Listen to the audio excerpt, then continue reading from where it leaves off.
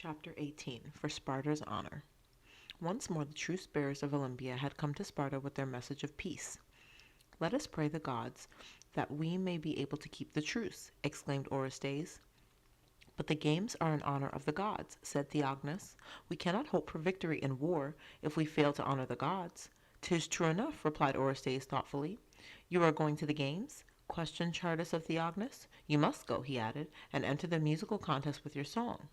"Yes," answered Theognis, "I am going, and," he flushed as he added, "I hope to sing."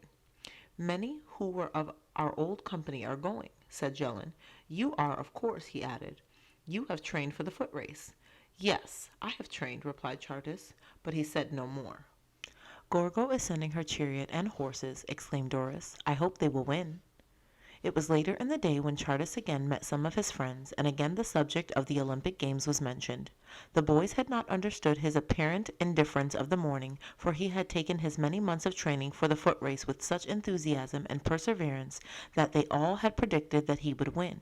And now, when he said, in answer to a question from Gelon, "I shall not compete," they were too greatly surprised even to speak.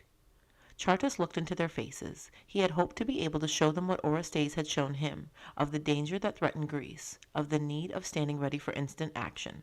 The Battle of Marathon, too, had opened his eyes to the size and character of the Persian army, and he knew that the defeat of the Persians there would by no means end the invasion, and of this, too, he had hoped to convince them. But what Chartas saw when he looked into the faces of his friends held him speechless. It was a dawning look of distrust, even of scorn. Could it be that these friends, with whom he had lived day by day through all the years of his boyhood and youth, could believe for a moment that he was a coward? So the faces told him. With a suffocating, choking sense of resentment, anger, hurt, he turned and strode away. He could not speak, nor would he, now.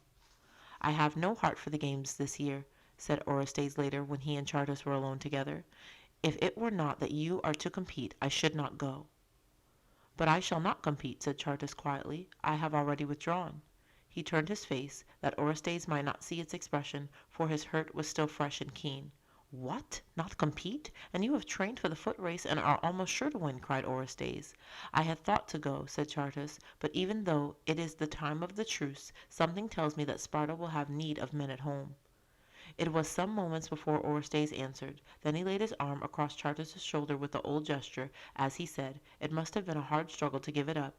It took courage more than most of your age could summon. But, Chartas, you are right. What do the Persian hordes care for the sacred games of Greece? But listen," he added, "the heralds are summoning the people. Let us see what it means." Together they hurried to the place of assembly. As soon as the people had gathered, one of the aged senators stood forth. There was a hush over all as he began to speak. "Men of Sparta," he said, "we are soon to send competitors to the Olympic Games, in honor of the gods. Can the gods accept the offerings of those who are dishonored?" "No," shouted the people, "no." "But we are dishonored," exclaimed the senator, his voice ringing as he flung out the words. "In the heat of passion we have slain 2 innocent men." There was a murmur at this, partly of approval, partly of disapproval, but he went on. "The men came as ambassadors. They bore a message from their king. Had we acted with honor, we would have sent them back, empty-handed to be sure, but we would have sent them back to their king. But Sparta has a conscience," he continued, "and Sparta's conscience is at length aroused. We must wipe out the stain upon our honor." "Yes, yes," cried many voices among the throng, while others shouted, "How can we do it?" "There is but one way," said the aged man. He was silent as his gaze swept over the upturned faces of the multitude. "But one way," he repeated slowly. Then, after an impressive pause, he added, "We must send 2 men to Darius to fare at his hands as his ambassadors did at ours." There was a breathless silence.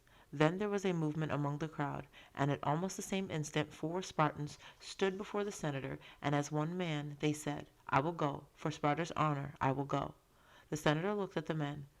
"Sperthius, Bullus, Orestes, Chartas," he cried, "but 2 are needed. The lot shall be cast."